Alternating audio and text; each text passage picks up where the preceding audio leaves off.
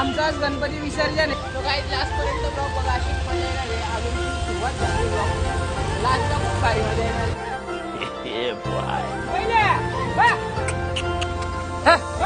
हे गणराया तुझी मूर्ती साजरी देवा करुणा करा.